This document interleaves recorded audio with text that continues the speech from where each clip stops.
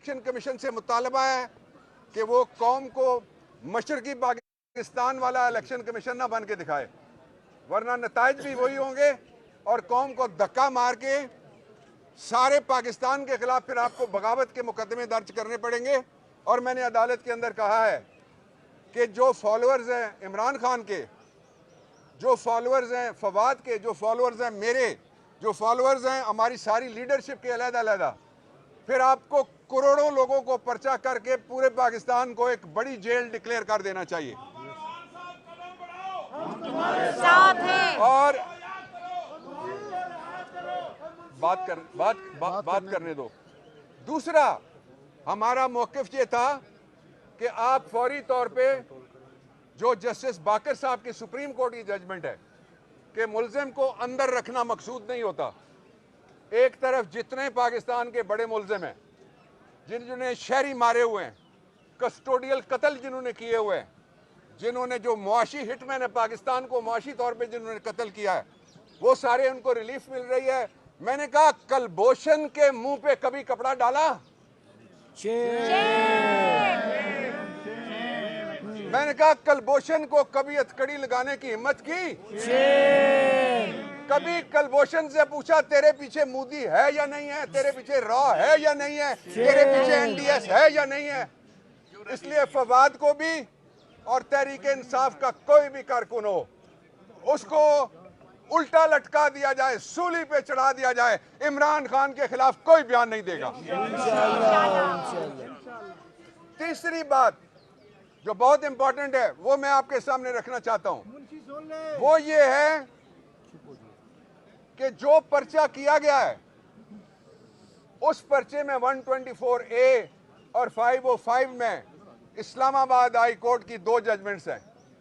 मैंने जज साहब को कहा कि जब सियासी जज को जरूरत थी तो हमसे नारे लगवाए जाते थे, मैंने नहीं लगाया बाय द वे, फवाद ने भी नहीं लगाया बाय द वे। नारे लगवाए जाते थे कि तेरे जानसार आज ये बार की आजादी पे हमला है, सुप्रीम कोर्ट का वकील है, कहां है सो मोटर नोटिस, कहां है तहफ़्फ़ुज़ वकला, कहां है हमारी आजादी? मैंने फवाद को रहा करो। मैंने ये भी कहा,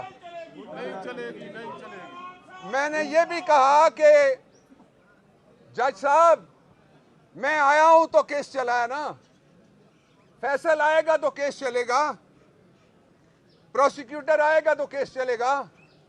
अकेले कैसे आपकी आजादी हो सकती है? आप पहले वहां बैठ के केस सुनेंगे, फिर मेरी जगह बहस करेंगे, प्रोसिक्यूटर की जगह जवाब देंगे, वापस जाके फैसला करेंगे, ऐसा नहीं हो सकता। बार नर्सरी है अदलिया की, वकील कत्ल हो रहे हैं, फैसलाबाद में वकील कत्ल हुआ, पिंडी में वकील कत्ल हुआ, पेशावर में हुआ, लतीफ खोसा के बेटे को जो ASC है, सिर्फ वकील नहीं है, उसके ऊपर गोलियां मारी गई। मैं कल लाहौर में था, मैंने उनसे पूछा तो वो अभी ICU में है। तो जिनको कहा जाता है अदलिया की आजादी के लिए बाहर निकलो, उनकी आजादी का तहफ़्फ़ुज़ कौन करेगा? मैंने कभी नहीं बताया हमारे साथ क्या होता है या हमारे पास कौन आता है और हमें कौन क्या कहता है, इसलिए कि ये जंग हमारी जंग नहीं है, ये जंग आपकी जंग है। इमरान खान को क्या पड़ी हुई है? ये जंग है पाकिस्तान की।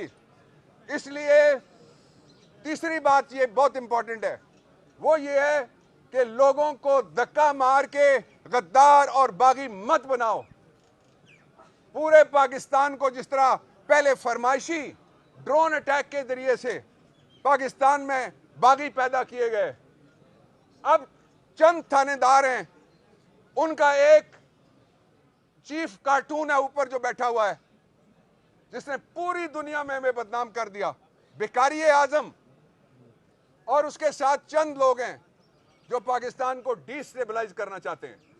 कल इंडिया 500 बिलियन क्लेम कर रहा था, कह रहा था हम दूसरी तीसरी बड़ी इकोनॉमी है, हम 4 बिलियन से नीचे गिर गए। कहां लेके जाना है पाकिस्तान को? क्या ये कोई डिजाइन है? क्या मुल्क में आईन है कि सुप्रीम कोर्ट के वकील के मुंह पे कपड़ा डालते हो? मैंने कहा ये फवाद है, ये गद्दार नहीं है।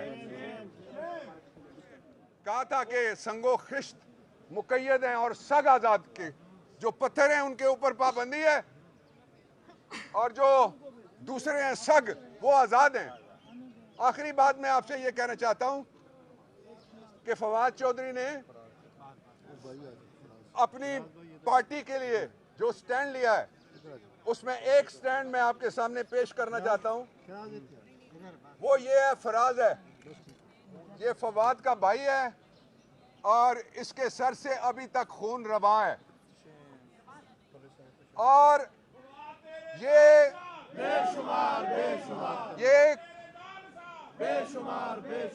कस्टोडियल टॉर्चर हुआ है, कस्टोडियल कस्टडी में लेने के बाद इसको मारा है और ये उसकी बेगम बैठी हुई है मेरे साथ, उसकी बेटियां आई हुई हैं। तो ये पाकिस्तान में मैसेज दिया जा रहा है, पैगाम दिया जा रहा है कि अगर इज्जत है तो सिर्फ उनकी जो हमसे तनख्वाह लेते हैं उनकी इज्जत है। हम जो तनख्वाह के लिए टैक्स देते हैं हमारी कोई इज्जत नहीं है।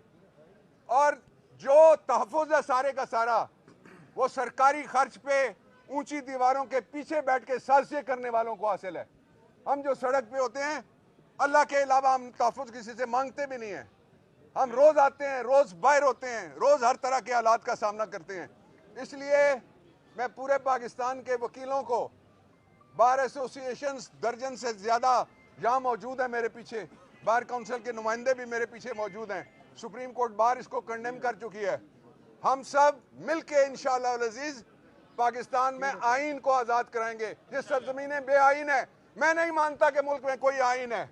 आइन हो तो दुनिया का मुल्क बताएं जहाँ लीडर ऑफ द हाउस और लीडर ऑफ द अपोजिशन एक ही पार्टी के हों। वो कहता है मैं टिकट मांगूंगा, वो कहता है मैं टिकट दूंगा, वो लोटा बनता है और असेंबली चल रही। ये असेंबली है, ये मजाक भी नहीं है, ये शुगल भी नहीं है। और गवर्नर, दो गवर्नर आइन तोड़ रहे हैं मुसलसल। जो केस बना था जनरल मुशर्रफ के खिलाफ वो क्या था? उसने एक सियासी जज हटा दिया, ये केस था। उसने को आइन को यूं नहीं किया, उसको इन्होंने वोट दिए थे सब ने, उसके खिलाफ जज हटाने का केस था। यहां बैठ के गवर्नमेंट कह रही है कि आइन में कहीं नहीं लिखा हुआ कि अगर गवर्नर इलेक्शन का ऐलान नहीं करेंगे तो क्या होगा। तो ये कहां पे लिखा हुआ है जज हटाओगे तो तुम्हें फांसी की सजा मिलेगी? आइन के आर्टिकल 6 की खिलाफ वर्जी हो रही है। दोनों गवर्नर आइन तोड़ रहे हैं, कौम को बगावत पे आमादा कर रहे हैं। लेकिन हम आइन के नीचे, कानून के नीचे, इस वक्त जो जज्बात हैं लोगों के और यूथ के, उनके और पाकिस्तान की सलामती के दरमियान एक आदमी है जो उसका तहफ़्फ़ुज़ कर रहा है, इमरान खान है। दरमियान में से जिंदाबाद जिंदाबाद। सवाल जी लेडी।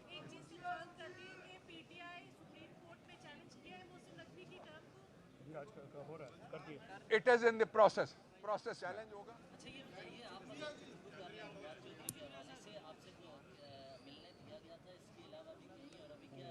नहीं जी, कहीं नहीं मिलने दिया गया। सुन लें, मैं जवाब देता हूं, मुझे कंडक्ट करने देना। आपने सवाल कर लिया। वकीलों को भी नहीं मिलने दिया गया। तहरीरी दरखास्त परसों से अदालत में पड़ी हुई है।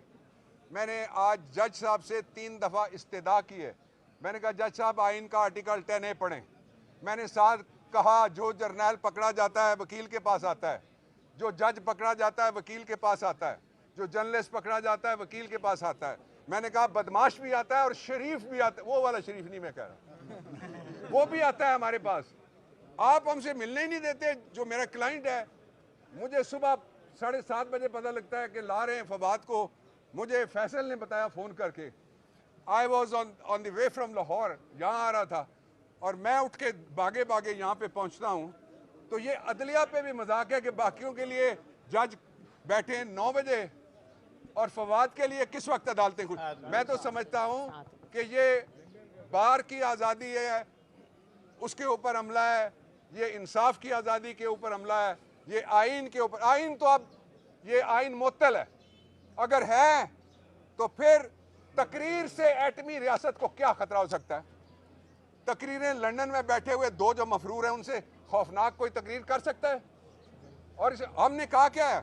हम कहते हैं भाई तुम्हें पैसे देते हैं अरबों रुपए। अब जिस पार्टी के सीनियर वाइस प्रेसिडेंट के खिलाफ इलेक्शन कमीशन क्रिमिनल केस में मुद्दई बन गया है, वो इंसाफ कर सकता है? आप बताएं मुझे। वो पार्टी पहले ही बन गया है। पार्टी कहां बना है? सिविल दावे में नहीं, ऐसी FIR कटवाई है जिसमें जो बगावत है, सेडिशन है और उसमें उम्र कैद है। वो FIR कटवाने का वाला कल मुझे कहे आपके खिलाफ कोई मुद्दई हो और वो कहे मैं आपसे इंसाफ करूंगा, आप मानेंगे? नहीं मानेंगे। जी साहब, एक ऐसा सिस्टम कि जिस पर PTI अदम एतमाद का इजहार कर चुकी है, पंजाब की कैबिनेट हो, केयरटेकर CM हो या फिर इलेक्शन कमीशन हो, इसमें आप लोग इलेक्शन कैसे लड़ेंगे? हम इलेक्शन ऐसे लड़ेंगे जैसे हमने लड़ा था इलेक्शन ज़िमनी। इलेक्शन हमारा इंशाल्लाह अज़ीज़ जब भी होगा हम इनका धड़न तख्ता कर देंगे इंशाल्लाह। मैं एक बात, आपने सवाल बड़ा इंपॉर्टेंट किया। इलेक्शन कमीशन की एक साबिक मेंबर को काबीना में KP में शामिल किया गया है। मतलब क्या निकालते हैं आप बताएं ना, क्या मतलब निकालते हैं? एक ही मतलब निकलता है ना कि जब आप खिदमत करेंगे तो आप, और जो झुकने वाले हैं उनको जो पंजाब के अंदर जिसको दाखिला का महकमा दिया गया है, वो आप कभी देखें कि वो इतने से कुर्सी के आगे इस तरह झुका हुआ है कि वो कमान बन गया है, तीर जितना उसका कद है। कोई शर्म करो यार, किन लोगों को ला रहे हो और लोगों को कह रहे हो ये केयर टेकर है? ये केयर टेकर नहीं है, बेसिकली ये म्यूजिकल चेयर के चेयर टेकर हैं। चेयर इनको नहीं मिलनी। अच्छा डॉक्टर साहब, सदारती रेफरेंस की बात आप कर रहे थे, तो क्या ये प्रपोजल है सिर्फ या इसको अमली तौर पर भी आगे जा रहे हैं? इलेक्शन सदारती रेफरेंस नहीं है। इलेक्शन कमीशन के खिलाफ जो 209 है उसमें कोई आदमी भी जाके फाइल कर सकता है। मैंने पार्टी को एडवाइस किया है कि ये रेफरेंस बनता है, इसलिए कि जब वो ये कहते हैं कि पर्चा हम उस दफ़ा के तहत कराएंगे जो फेडरल गवर्नमेंट कर सकती है, इसका मतलब यह है कि इलेक्शन कमीशन अपने आप को वफाकी हुकूमत का हिस्सा समझती है। 218(3) में वो सिर्फ इलेक्शन करा सकते हैं। Thank you very much.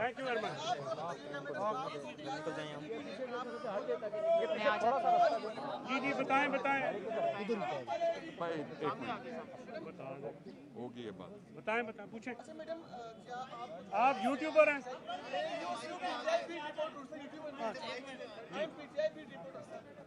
बोलो बोलो, सवाल करो बच्चे। रास्ता दो पारक हो गया तो कैमरा हो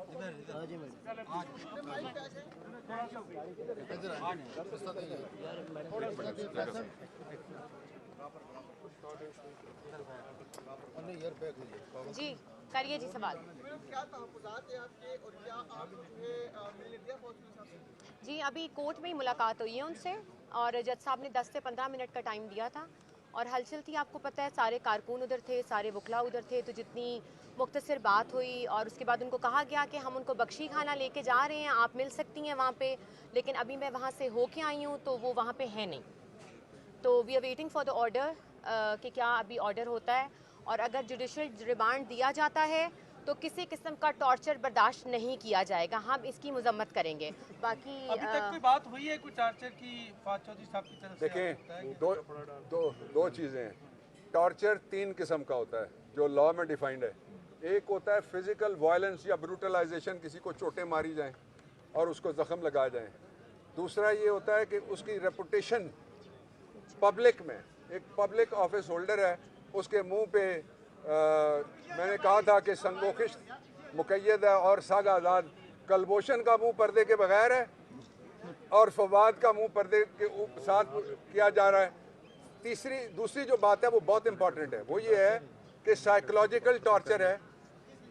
वकील से नहीं मिलने दिया जा रहा, बेगम से नहीं मिलने दिया जा रहा, बेटियों से नहीं मिलने दिया जा रहा। ये साइकोलॉजिकल टॉर्चर है। ये वर्स्ट टॉर्चर ये होता है। लेकिन इसके बावजूद फवाद जितना जिस्मानी तौर पे तगड़ा है उससे 3 गुना ज़्यादा वो ज़हनी तौर पे तगड़ा है। जी जी करिए साहब, आपके वजीर आला थे साहब, आपकी बहुत ज़्यादा वोट से बने, वो कह रहे हैं, हंस के जवाब दे रहे हैं कि उनमें से एक बंदे को तो छित्रोल हो गए हैं और अभी रहते हैं, हुकूमत ना तोड़ते हैं, क्या समझते हैं वो बयान आपको? देखो निशाना, एक मिनट फैसल, निशाना वो रखो जो जालिम है, तबसरों पे तबसरा नहीं हम करेंगे। माफी मांग लिया उन्होंने, माफी मांग ली। चलो चलो एक बात मैं ऐड ऑन करना चाहूंगी जी, फिर दोबारा उन पे कपड़ा डालने की कोशिश की गई है, वो कोशिश सब कारकुनों ने नाकाम बनाई है। कपड़ा किसी किस्म का उनको नहीं ले, उनके ऊपर डाला जाएगा। हैंडकफ भी खोलने चाहिए। He is not a terrorist, he is a lawyer of supreme court और senior vice president of biggest party in Pakistan and a former information minister of Pakistan. So please, law minister भी जी थे वो, तो please किसी किस्म का torture, कपड़ा बिल्कुल नहीं डाला जाएगा, अदरवाइज हम इसकी मुजम्मत करेंगे। Thank you so much. Thank you. आ जाए मामा, आ जाए। चलो